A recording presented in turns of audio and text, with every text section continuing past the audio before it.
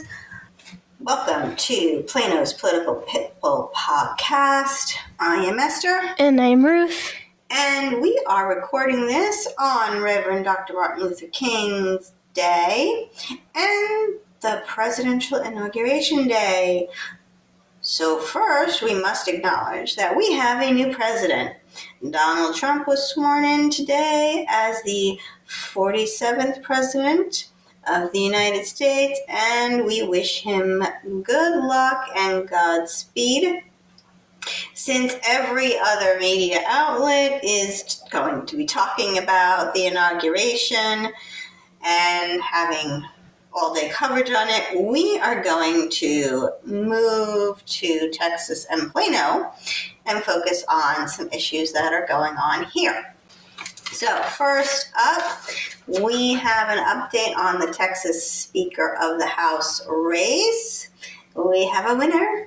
Representative Dustin Burrows won the speakership 85-55, and 9 Democrat reps voted present, which means I'm here, but I'm not voting. So the breakdown was quite interesting. 49 Democrats voted for Burrows, and 36 Republicans voted for Burrows. So more Democrats voted for Burrows than Republicans, and it was actually the Democrats that helped get the speaker elected. That's, wow. Yeah. Cook, Representative Cook, he got 52 Republicans and 3 Democrats. As I said, the Democrats were very helpful in the race. Now, there was, in the first round, 3 candidates, 2 Republicans and 1 Democrat that was nominated. The rules said that the person who came in third after the first round would drop off and they would go to a runoff. So after the first round, you just had Burrows and Cook. The interesting thing, and the thing I got totally wrong, was that even in the first round, you had Democrats supporting Burrows and not their fellow Democrat. Whoa. Yes, and actually, Interesting. our very own Collin County Democrat over in HD 70 voted for Burrows and gave the second nomination speech for him. So this was not like Washington in the least, where you would have had, where we had just seen a couple of weeks before, or actually 1 week before, the Democrats did not budge. There was no swinging them over to vote for the one of the Republicans in the race. So, interesting. I guess they didn't want to be there all day. There could have been another reason. Well, one of the nominating speeches that was given also by a Democrat, she said, I've heard the expression, don't California my Texas, well, don't Washington, D.C. my Texas. So she figured, I'm not going to constantly be standing in the way of the inevitable, I guess. Because you knew one Republican was going to win. Might as well be the one that you favor. Yeah, might as well be the one you want. Or like better than the other one. Well, that's what I mean by favor. Yeah. Mm-hmm. So we wish Speaker Burrows luck. I am not concerned in the least about the job he will do. I think that he will put his best foot forward. And you know what? We'll see what happens, and we'll be watching, because this year is a legislative year for Texas. They only meet in odd number years, and only for 4 to 5 months. So we will see what happens, and we will update you on what comes out of Austin. So on to Plano. There was the final public hearing for the bond referendum. It happened on January 13th, 2025 at the City Council meeting. And just to remind everyone, the bond package totals $700,731,000. There are pictures on the website of the slides that were presented. I will be adding more because there was even more slides. This, if everything passes, will raise your taxes. All right? These are 20-year bonds, so it won't just be raising your taxes 1 year. It will be raising your taxes. Taxes are going to go up, and they're going to stay up on the debt side. For 20 years. For 20 years, yes, because the interest adds up, okay? That's like half my life. Yes. Yep, that's right. Well, it's like a person who buys a house and gets a mortgage. You have the mortgage side, what they call the principal. That's what the house actually cost. And then there's the interest. And interest rates, while the trajectory is downward, they're still very high than what they were a few years ago. So it's going to cost us a lot of money. And you've got that interest side, and interest can get you. So some interesting comments. Councilwoman 2 asked about the cultural arts request from the speakers. If you recall, I mentioned that there were speakers who spoke on the bond and they want even more money. Oh yeah, the art thing. For an arts center. She asked where that would fit in. Carol Whitley, the budget director, she said it would have to be its own proposition. That's actually a good thing. And actually, I found out at this meeting that we once had a bond proposition for a cultural arts center that was voted down. I believe that was in the early 2000s. So the people already voted on this once and they didn't want it. So we're going to vote on it again. Maybe they'll change their minds. Maybe. Nothing was said that it was going to be added. Okay? At this point, I will say still don't quite understand where these folks are coming from, why they want this building so bad, why they can't reuse a building. And Councilman Riccadelli asked about the tax effect. So did Councilman Williams.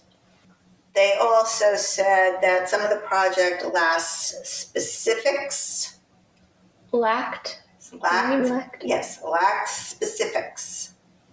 So, no details.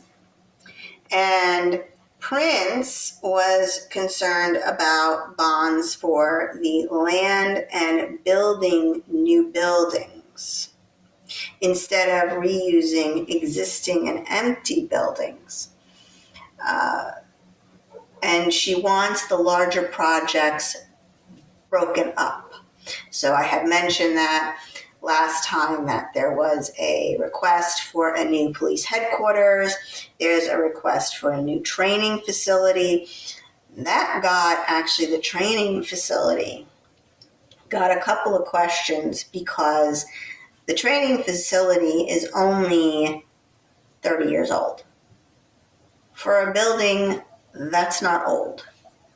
I mean, Notre Dame, before it caught fire, was over 200 years old. Okay? The White House is almost that age. I think it is that age. Okay? Buildings last more than 30 years. If they're built right. I mean, you're talking about sturdy buildings that are built hundreds of years ago. Well, that does not bode well for the modern construction industry. I mean, if they can't build a building to last. I mean, the modern construction industry has been criticized more and more over the years for being flimsy and badly designed and badly done. That's really, really disturbing to me. These buildings are supposed to be built to last. I mean, my in-laws' house is older than 30 years. I think it's more than 50 years old. Still standing. All right? Now, the inside has been redone. Yes, updated the kitchen, updated the bathrooms, okay? But the actual structure is, 50 plus years old. We have homes in Plano that are more than 30 years old. Surely they can build facilities that are good quality and that will last, decades. More than 30 years worth. More than 50 years. So, Council Member 2 seemed to be on board with the package. She said, we are getting old and need these things. The city is old. The city was founded over 100 years ago. Yes, the newer parts are getting old. Okay? I don't think that's an excuse. Or it shouldn't be an excuse. No, it shouldn't be an excuse. You don't need the whole list of things that were listed there. I don't think that the training center is so old that it cannot be at least updated. It might need updates, okay? But, come on. You need a whole new building? Was the building literally so poorly constructed that it's falling apart? I don't know. I've not gone to it. I don't think you can go to it unless you're invited. So it wasn't really a question to you, but okay, it was more of a rhetorical. Yes, like who? If that building was only recently built, then within my lifetime, the city got gypped or ripped off. Councilmember Horn said that he would like to figure out where we could place the arts. I think he was talking about the bond, but maybe he was just talking about the city itself. But I think he wants the art center too. Why are they so focused on the arts? Like, since when was Plano such an artsy city? I think people wanted to be an artsy city. I don't know if we are an artsy city. I don't know why we have to be an artsy city. I mean, don't get me wrong. I like art, but it just doesn't scream Plano to me. I've said this before, if people want to go and have art studios and show their art, great, wonderful, love it. That don't mean I have to pay for it. I should not have to pay to help someone else's career. We don't use tax dollars for most professions that are privately run here. Art is a private thing. It's a private industry. Get what they used to call a patron. That's how artists were paid. And he said, Councilman Horn said, a $700 million plus bond is going to be very tough to sell to residents.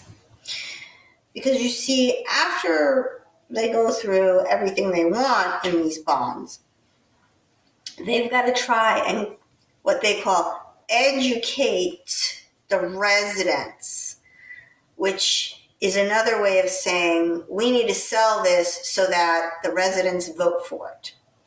Now, I must say that in Plano's recent history, there's only been 2 bonds that have failed.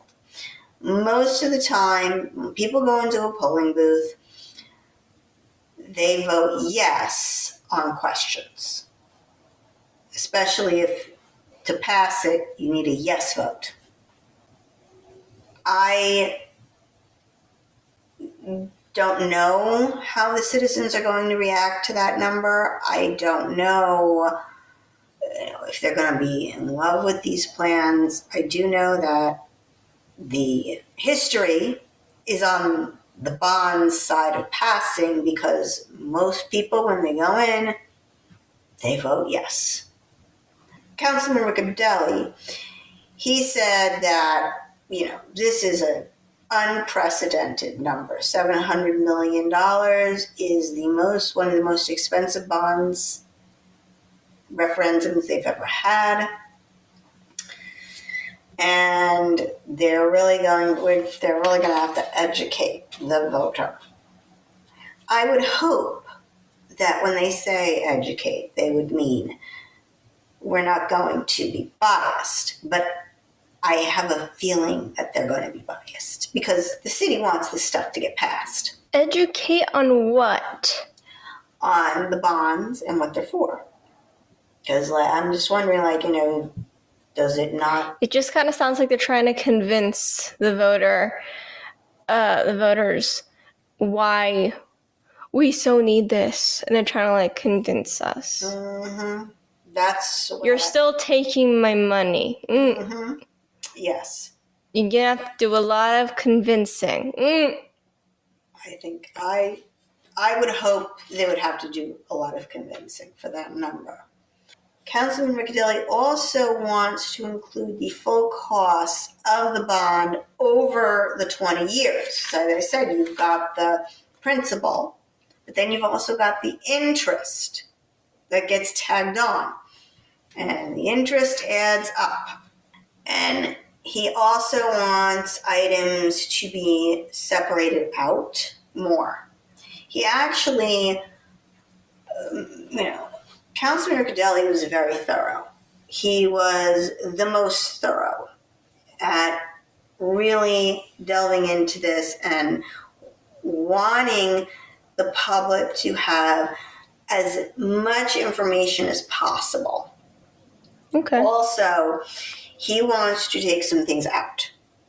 And he was the only one that wanted to actually remove things. The only one? Yes. Wow. So he wants to go over each item line by line, and he wants to really go over the ones that did not get a majority of a high priority vote by the bond committee. So all this went through a bond committee, and they had to, prioritize each project. So he wants to look at the ones specifically that did not get a high priority vote and see if by the committee. And see if is it really necessary? Yes. Is it really necessary? Exactly. Can we put this somewhere else in the budget? Can we hold off on this a little while longer? Do we even really need it? Yes. So, interestingly, and this is why I am going to miss Councilman Riccadelli so much when he leaves the council in May, because he pointed out and found that under the streets part of the bonds, there's the downtown right-of-way work that they want to do, and it's added in the bond package of $6 million. So I am not quite sure. It's just called the downtown right-of-way work. What does that mean? I guess that they want to repave or redo the section of the street that's in downtown. And what he said was that funding can be taken care of through the TIF that area has, instead of putting it in a bond package and making the whole city pay for it. He said, quote, "I don't think we should be issuing citywide debt to pay for things we're already essentially subsidizing what we're doing in downtown through a TIF zone." And we've talked about TIFs before. These are tax increment financing funds. The property taxes that get collected in these zones go into a separate pot or account. They do not go into the general fund, and they're supposed to be used only in that zone. And street repair in that zone is one of those things. Well, that's kind of like what I was saying when we were talking about these bonds before in a previous episode, where I talked about the streets, the repairing streets, and how that should already be budgeted for in the general fund as it is. Yes. Why do you need extra money? Like, why do you need bonds for it as well when this should already be taken care of? Yes, and that's in a different fund. Yes, and that's something that Councilman Williams has talked about as well. But this is definitely something that should already be within that zone. That zone has money in an account for it that is not going to the general fund. So I should not have to pay for a single solitary street down there to be repaved because their property taxes are being segregated down there and put separately. They're not paying for my roads or any kind of repairs that come out of the general fund. No, they're not. All their tax money stays within that zone. So that kind of irked me a little bit, that you would actually have the gall to ask the residents to fork over money and interest when you already have money in a fund to go towards that. So that it's not even just a little bit of money either. It's a heck of a lot. Yeah, $6 million. He also asked Councilman Riccadelli, he wants to take out miscellaneous, $810,000. He said, every penny helps. He knows that it's not a lot of money, comparatively speaking. But also, I'm just wondering, that shouldn't be listed as miscellaneous, period. Don't they have to list what this money is going towards? Specifically, you can't just list miscellaneous. And if you can, that needs to be changed immediately. it's also concerning. I want to say the word, because it's like, what, when you put miscellaneous, it's usually like small things that don't fit into any one category. Mm-hmm. What are these small things that you guys are adding, and how many? $810,000 is not small to me. That's a house. A very nice house. This is various things. How many various things Mm-hmm. are we adding here? Yeah, it's $810,000 worth, but that still doesn't tell me anything. Exactly. If I saw miscellaneous, that would be a no automatically. Councilman Riccadelli also spoke about the arts. He said, quote, "I really appreciate the presentations folks made, and I absolutely support the arts in Plano. Similarly to what I said about downtown right of way, the arts are eligible if they're done in downtown. They're eligible for the TIF funding as well. If it is citywide, it's eligible for hotel occupancy tax funding." So he said, let's do that with the hotel motel occupancy tax or the TIF funds, not debt. And I concur. I absolutely agree with him. If they want to put a building for an art center downtown and there's a TIF zone there, then take TIF zone money. That's what it's for. Okay? Making some points. Let me guess, nobody cared or listened or agreed. He just said that and it went into the ether, and Nobody commented back on it, except for obviously Councilman Williams. He did mention chimed in about the taxes, the burden of the tax dollars on the residents, and also saying that maintenance should not be done with debt.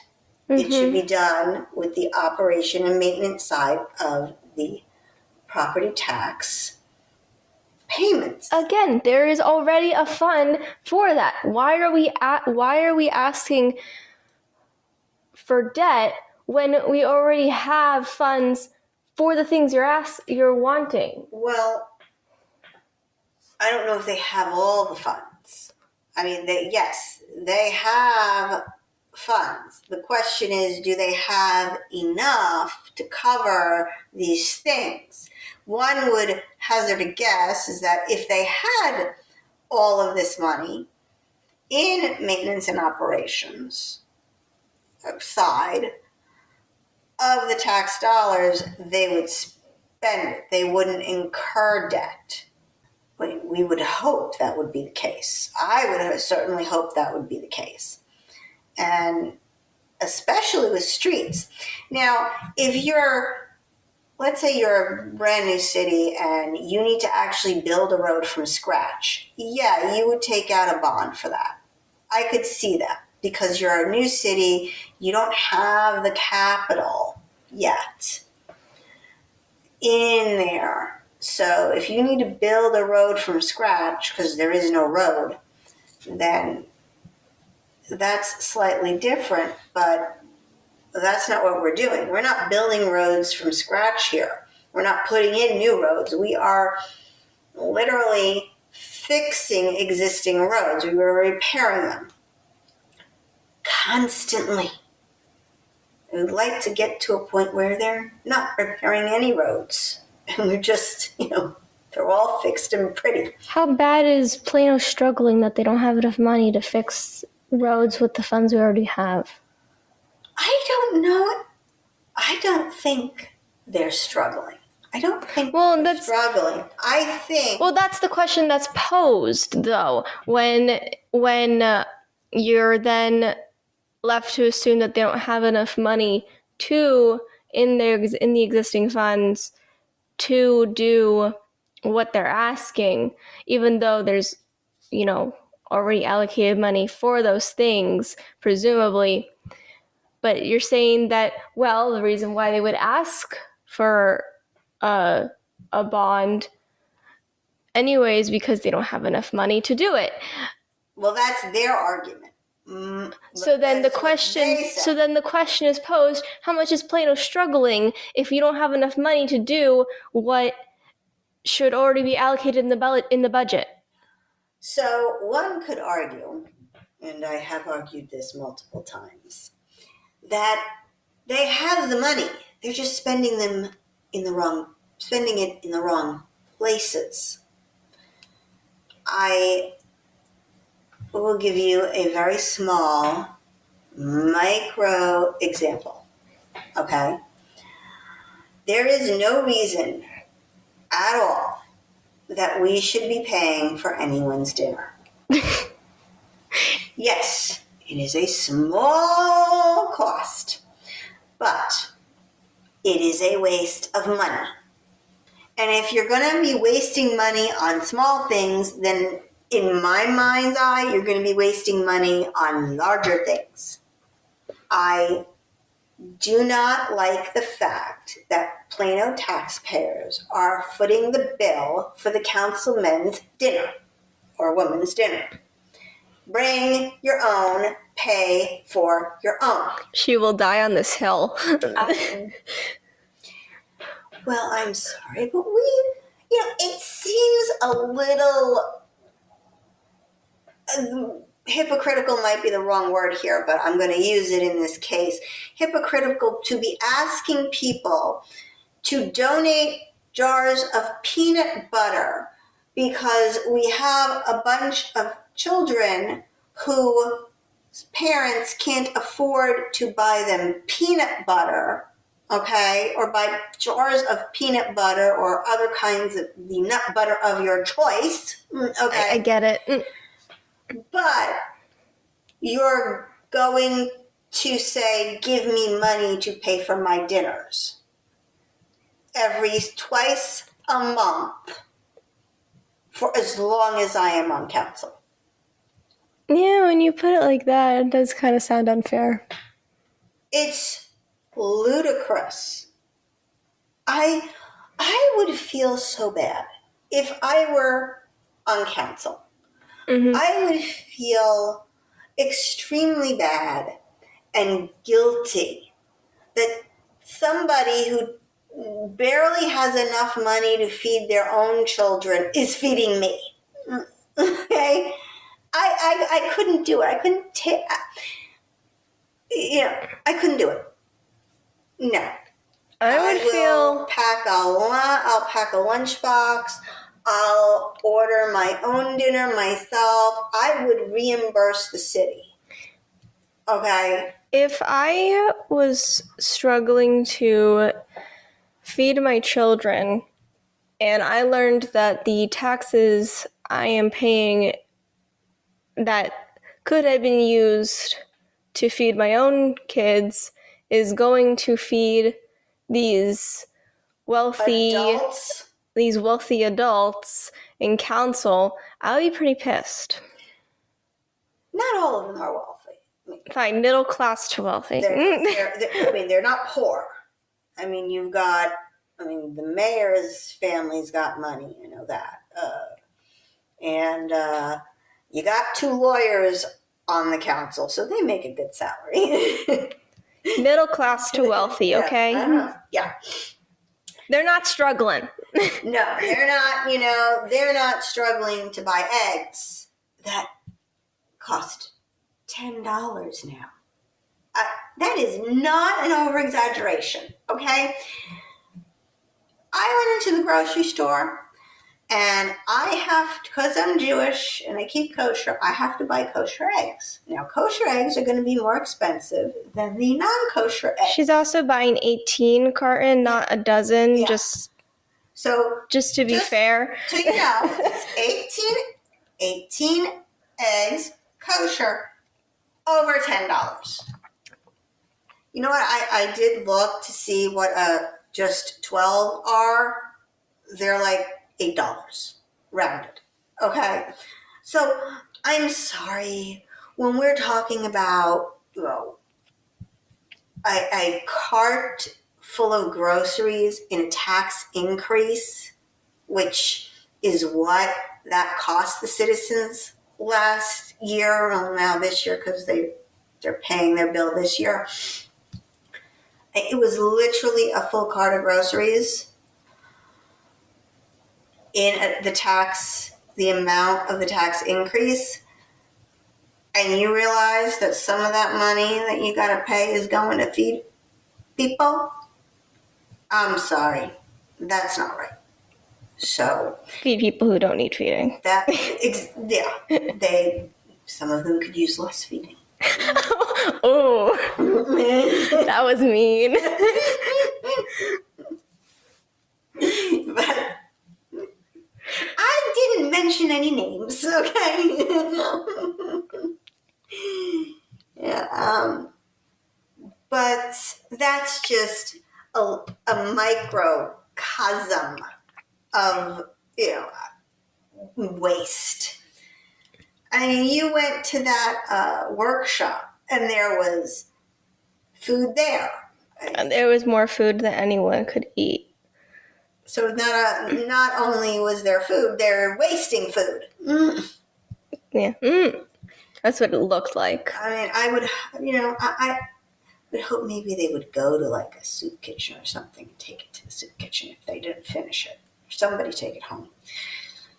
So that's just a small thing, but those small things, if you're doing that in every single area, add up.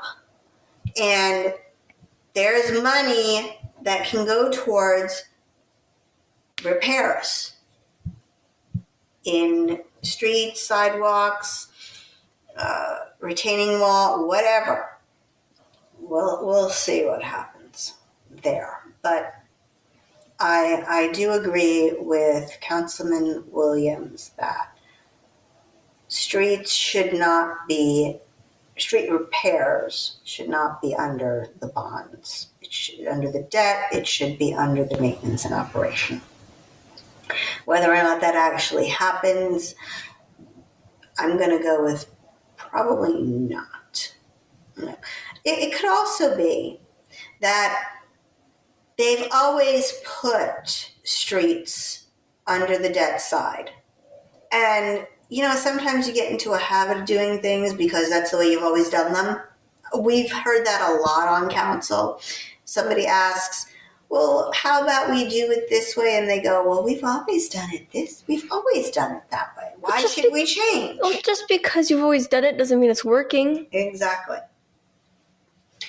So, last to speak on the topic was Mayor Munns.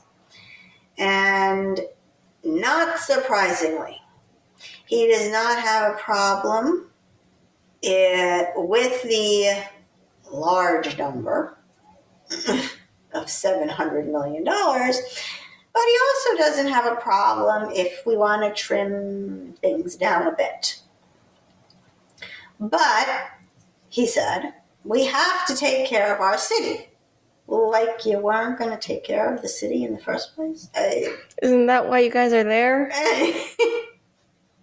It's kind of stating the obvious there, Munns. Yeah. And Councilman Prince really wants to take a deep dive into the bond committee's votes and where the lower priorities, what things were the lower priorities. Okay, so she also wants to look at the... Yes, she does. So that was good. Usually if you can get 2 council members to agree on something and want to look at something, the rest will kind of go along. So that's good. And I like the fact that she definitely does not necessarily want to build new buildings. She wants to reuse the empty buildings we have, and we have a few of them. So, I mean, if they're there, why not use them? Exactly. Why waste money on a new building when you already have a building that you could put money into? Exactly. And she also has been a big proponent in redevelopment and taking a lot of these commercial buildings that are empty, sitting empty, and repurposing them. So, like with the school, we're going to have 2 empty schools. I honestly think that it would be a great idea to utilize those schools. Either utilize them for the arts, let the artist rent that space out to the school district. The school district could actually make money instead of constantly losing money. And we can save ourselves $5 million. And yeah, use it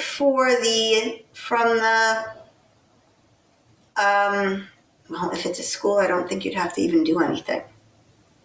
It's probably in good condition. The artists could probably just redo if they want their individual classroom. Yeah, I mean, each classroom is like its own mini studio. Exactly.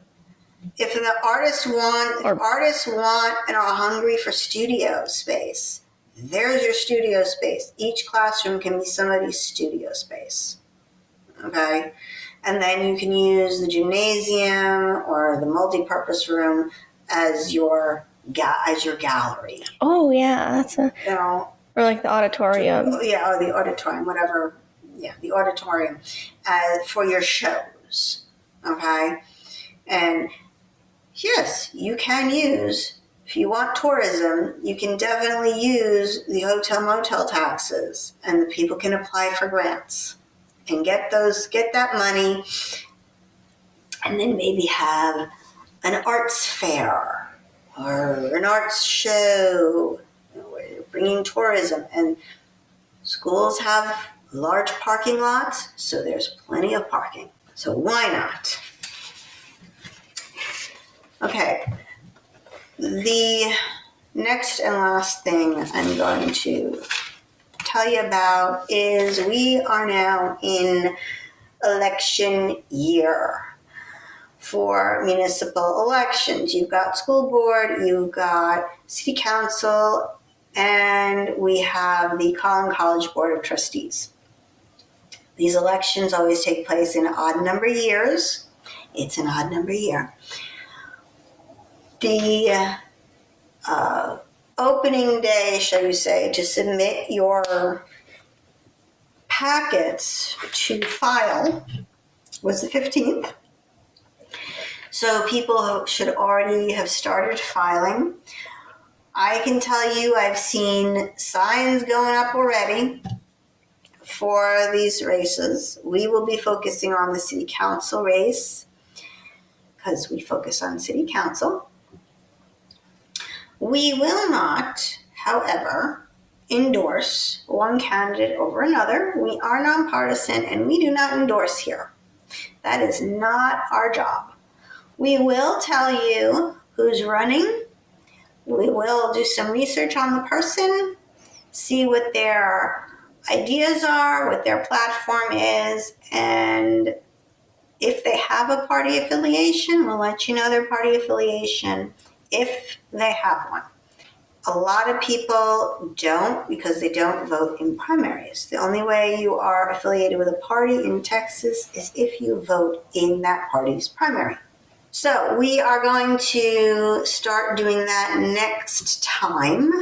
Okay, right now, last time I checked the website, there was not a list of names of people who filed. There are plenty of signs going up, but they have not filed yet. So once they all file, we'll get into that and those races. Now, I have some excellent and exciting news to report. Angel has been adopted. Okay.